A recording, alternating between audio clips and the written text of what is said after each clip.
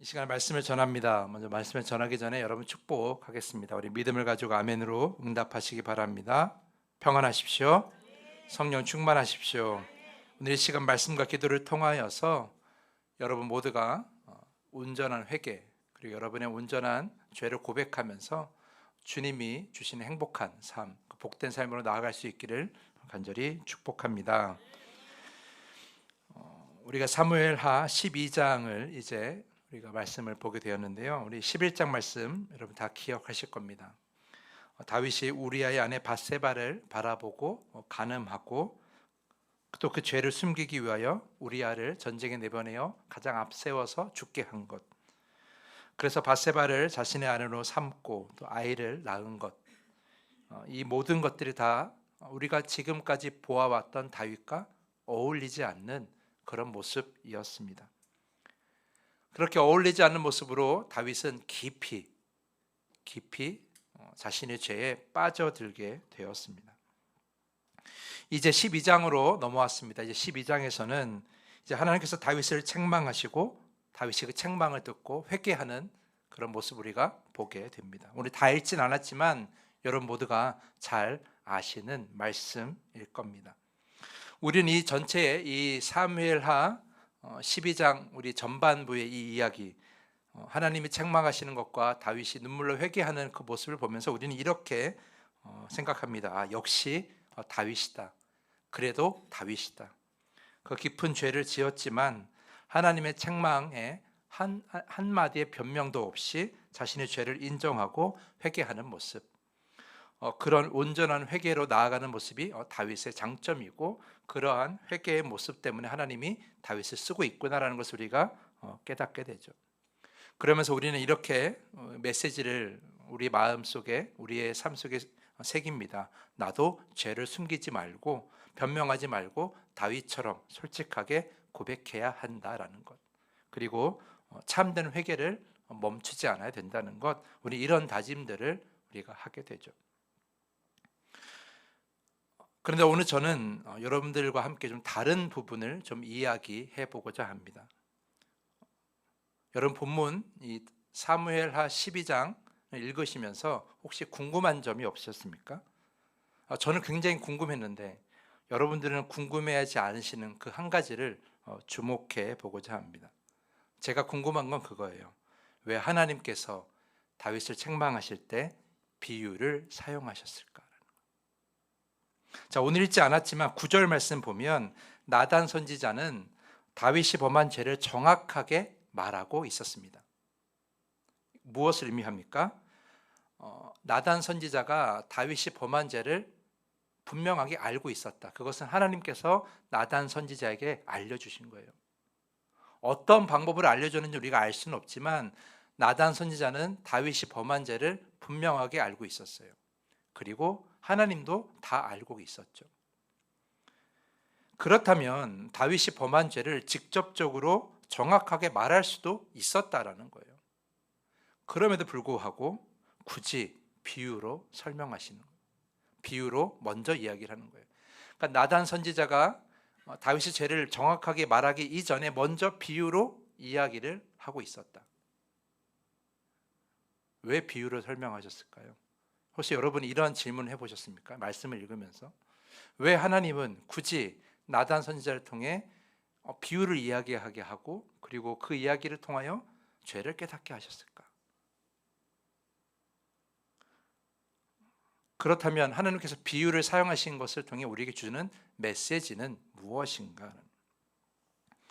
이 질문에 대한 답을 찾기 위해서 제가 여러분께 먼저 드리고 싶은 이야기는 세탁기 이야기예요. 웬 세탁기냐고 뜬금없다 하실지 모르겠는데 한번 제 이야기를 잘 들어보시기 바랍니다. 국내 최초 세탁기는 1969년 금성사, 그러니까 지금으로 말하면 LG전자에서 내놓은 백조 세탁기입니다. 하지만 세탁기가 국민 가전으로 온 집안에 다 보급되는 것은 시간이 꽤 많이 걸렸어요. 국내 세탁기 보급률이 90%를 넘긴 시점은 언제냐면 바로 1990년대 초반이라는 거예요. 그러니까 세탁기가 처음 나오고 나서부터 약 20년이 걸린 거죠. 그런데 흥미로운 것은 이거예요. 그러면 세탁기를 세탁하는 그 안에 통이 있잖아요. 통돌이 세탁기든 드럼 세탁기든 그 안에 뭐가 있어요? 통이 있는데 그것을 세탁조라고 부르는데 그 통, 그 세탁조를 청소하는 클리너가 있는 거 여러분 다 아시죠? 다 써보셨죠? 한 번씩은. 그 클리너가 언제부터 사용됐을까요? 아시는 분 계세요? 뜬금없는 질문 같지만 한번 생각해 보십시오. 세탁조의 클리너, 그러니까 세탁조를 청소하는 그 클리너가 나온 건 언제쯤이었을까? 제가 한참 자료를 찾아봤는데 모르겠더라고요. 인터넷에 나오지 않더라고요. 근데 제 경험으로 봤을 때는 그것이 세탁기가 온 가정에 거의 보급되던 1990년도 초반은 아니라는 거예요. 제가 세탁조 클리너 처음 사용할 때가 언제냐면 결혼하고 나서요. 제가 2019년도에 결혼했으니까 2009년도에 죄송해요. 2009년도에 결혼했으니까 결혼도 헷갈리는 2009년도에 결혼했으니까 1990년도 초에 세탁기가 거의 다 보급됐을 때 처음부터 나온 것은 아니라는 거죠. 아마 여러분도 그렇게 생각하실 거예요.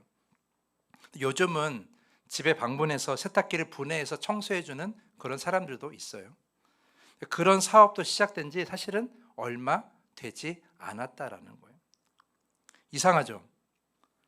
대부분의 가정의 세탁기를 가진 것은 1990년 초인데 왜 세탁기 안에 그 세탁 통돌이의 청소에 관심을 갖는 것은 왜 훨씬 이후일까라는 거예요. 왜 뒤늦게 그 관심을 갖게 되었을까? 사실은 처음부터 세탁기 안의 통은 지저분했거든요. 그런데 그 안에를 청소하겠다고 생각한 것은 훨씬 이후였다라는 거예요. 왜 그랬을까? 여러분 그 이유가 궁금하시죠? 안 궁금해 하시는 것 같은데 도대체 목사님 무슨 얘기 하시려고 지금 세탁기 이야기에 세탁조 청소에 왜 그 안에 그 세탁조 그 세탁통을 청소할 생각을 처음부터 하지 않았을까? 그 이유는 무엇일까? 그 이유는 간단해요. 왜냐하면 그 안의 부분이 보이지 않았기 때문이에요. 처음에는 그 안의 부분에 지저분한 것이 쌓일 거라고 아무도 생각하지 못했기 때문에 그래서 그런 관심이 없었어요. 그 안을 청소해야 된다는 생각을 못했어요. 그냥 겉에 보기에 그 안에가 겉에 보이는 게 깨끗하면 그냥 그것이면 충분하다고 생각했던 거죠. 그런데 시간이 지나고 또 오랫동안 써보니까 사람들이 알게 된 거예요. 이제 분해해 보니까 그 안에 지저분한 것들이 많이 쌓이는구나. 이제서야 좀 시간이 지나서야 보게 된 거죠. 여러분 이런 생각 해보셨어요? 저는 이런 생각 해봤어요. 만약에 세탁기 안에 그 통이 투명했다면, 그렇죠? 그 세탁기 안에 통이 정말 투명했다면, 그래서 처음부터 그 겉에 쌓이는 지저분한 것들이 보였다면 아마 세탁기가 보급되던 그 시절부터 그 통을 청소하는 세정제는 나왔을 거라고 생각해요. 근데 안 보였으니까, 모르니까 그 안을 청소하지를 못했던 거죠. 청소할 생각을 하지 못했다라는 거예요. 제가 왜 이런 말씀을 드리냐면요, 여러분 한번 생각해 보십시오. 여러분 기도하는 가운데 회개 기도를 얼마나 하십니까?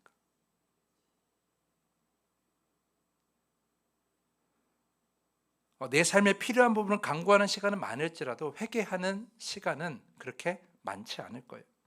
제가 지난주 금요 매듭 기도회 때 다른 기도 하지 말고 오직 회개 기도만 하라고 말씀드렸어요.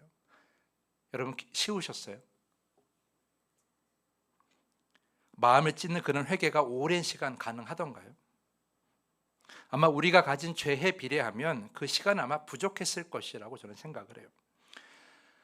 왜 우리는 이런 회개 기도가 어려운가? 마음을 찢는 회개 기도를 하나님께서 요구하시는데 왜 그런 회개 기도가 어려운가? 저는 그 이유가 분명하다고 생각해요. 왜냐하면 우리가 우리 죄를 못 보기 때문이에요. 우리가 우리 죄를 제대로 보지 못하기 때문이에요. 죄를 온전히 못 보기 때문에 회개할 이유도 찾지 못하는 거죠. 내 죄가 심각하다는 것을 잘 모르기 때문에 마음을 찢는 회개도 하지 못하는 거예요. 만약 저와 여러분의 죄가 우리 옆에 어떠한 데이터로, 어떠한 영상으로 혹은 어떠한 화면으로 우리의 죄가 보인다면 그래서 그 데이터가 늘 보인다면 아마 우리는 회개 기도에 많은 시간을 아마 가졌을 거예요. 그런데 회개가 부족하고 회개 기도 잘 하지 못하는 것은 우리의 죄를 우리가 잘 모르기 때문이에요. 사랑하는 성도 여러분, 저와 여러분은 인정해야 돼요. 뭐냐 하면 저와 여러분은 각자의 죄를 잘 보지 못해요. 잘 보지 못해요. 그걸 만약에 다 아는 사람이 있다면 우리는 회개 기도만 해도 부족해요. 내가 무슨 죄를 짓고 사는지, 그 죄가 얼마나 심각한지 우리는 전혀 잘 알지 못해요. 아무리 믿음이 좋고 하나님과 가까이 있었던 다윗도 자신의 죄를 잘 보지 못했다라는 거예요. 자, 한번 보십시오. 나단 선지자가 비유로 말합니다. 왕이시여, 어떤 성읍에 두 사람이 살았습니다. 한 사람은 부유하였고 한 사람은 가난하였습니다. 근데 그 부자에게는 양과 소가 아주 많습니다. 그러나 한 가난한 사람에게는 사다가 키우는 어린 암양 한 마리만 있습니다. 아무것도 없습니다. 그래서 그는 어린 양을 자기 집에서 키웠습니다. 그 어린 양은 아이들과 함께 자랐습니다. 어린 양은 주인이 먹는 음식을 함께 먹고 주인이 잔에 있는 것을 함께 마시고 주인의 품에 안겨서 함께 잤습니다. 그 어린 양은 주인의 딸과 같았습니다. 그런데 부자에게 나그네 한 사람이 찾아왔습니다. 그 부자는 자기를 찾아온 손님을 대접하려고 하는데 자기에게 많은 그 양떼나 소떼에서 잡기가 아까웠습니다. 그래서 그는 가난한 사람의 그 어린 암양을 뺏어다가 자기를 찾아온 사람에게 대접하였습니다.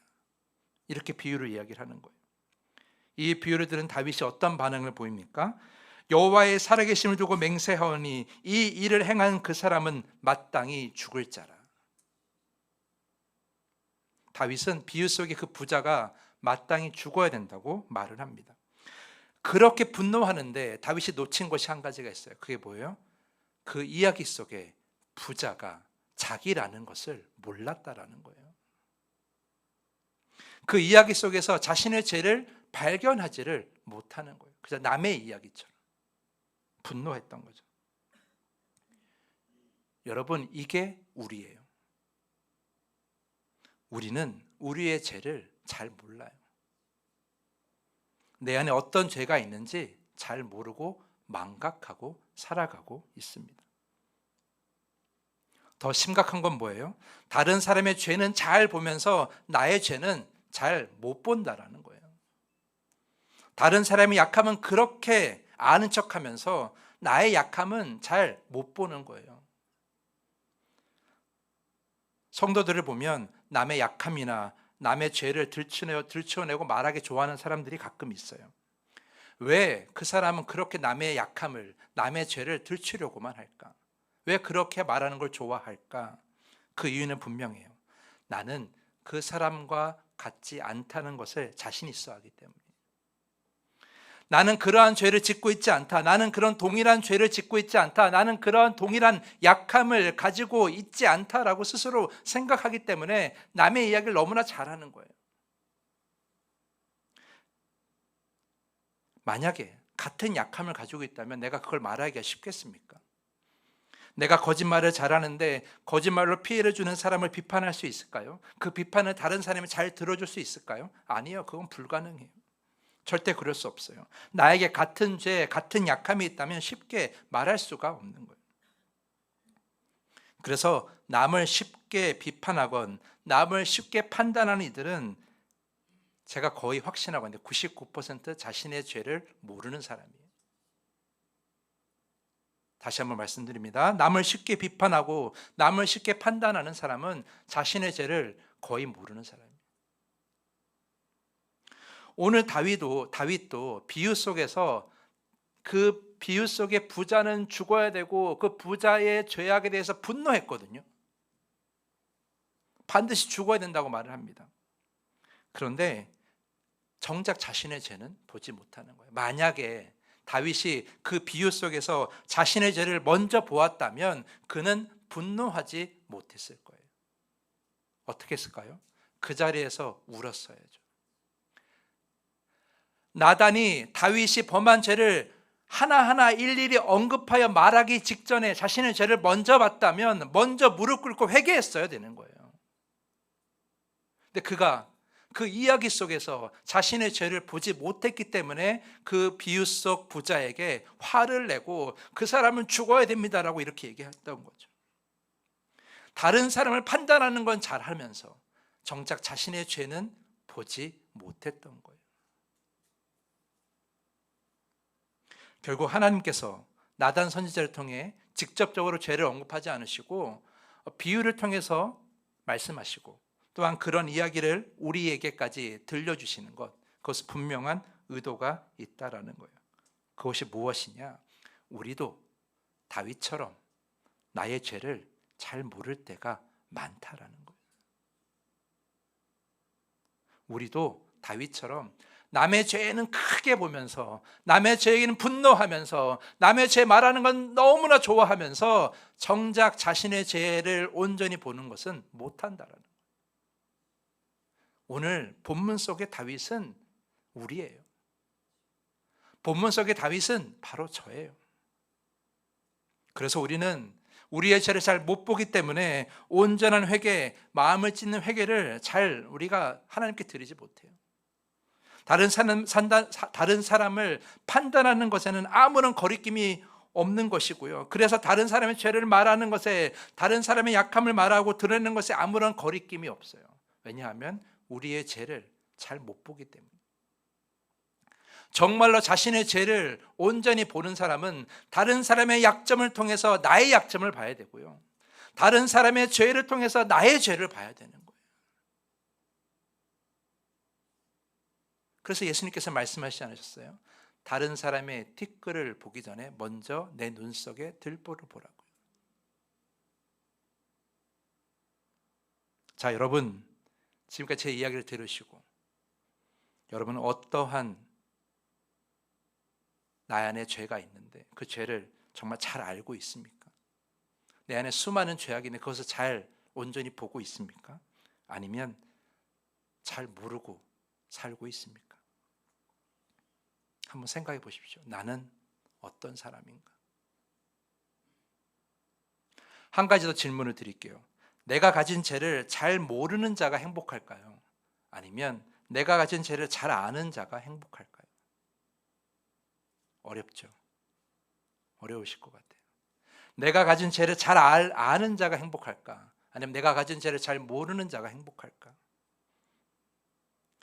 이거에 대한 답을 제가 다른 이야기로 답변을 드리겠습니다. 누가복음 18장 11절 이하를 보면 예수께서 이런 비유로 말씀하십니다. 두 사람이 기도하러 성전에 올라갔는데 한 사람은 바리새파 사람이고 한 사람은 세리였어요.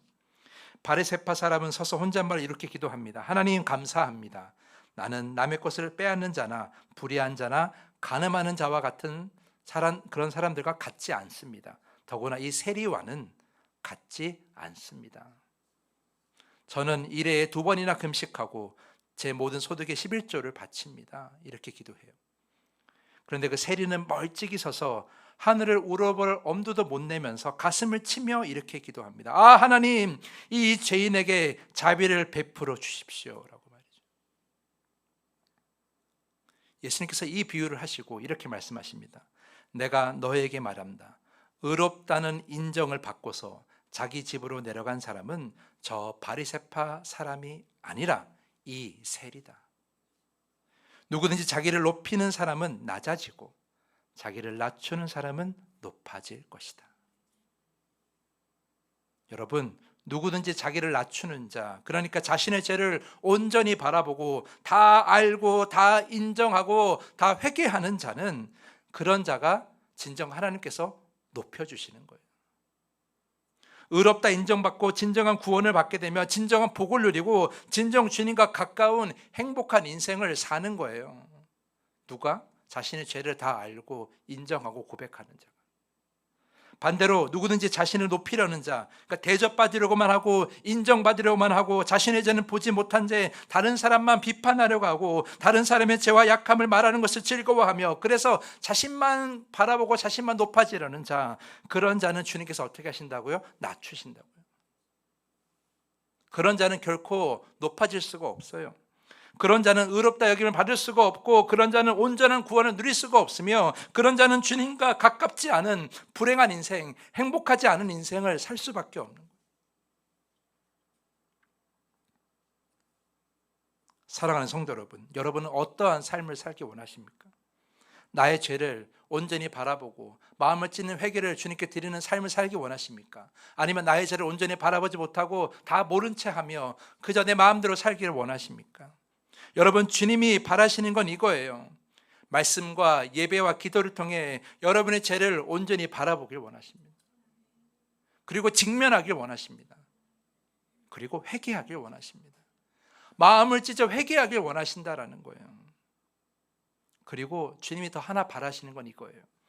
나와 같은 죄를 짓는 그런 나의 이웃, 친구, 성도를 볼 때에 비판하지 말고 들추지 말고 어떻게 해요? 함께 구원을 이루라는 거예요.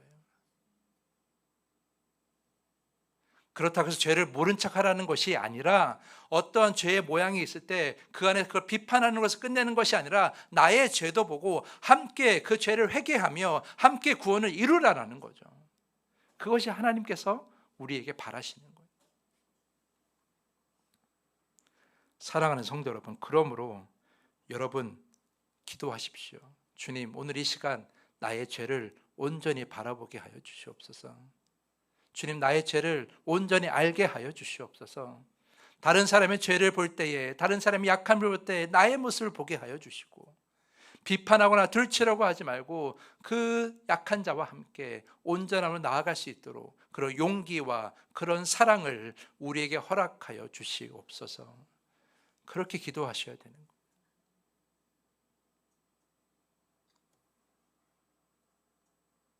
이 시간 함께 찬양하고 기도하겠습니다.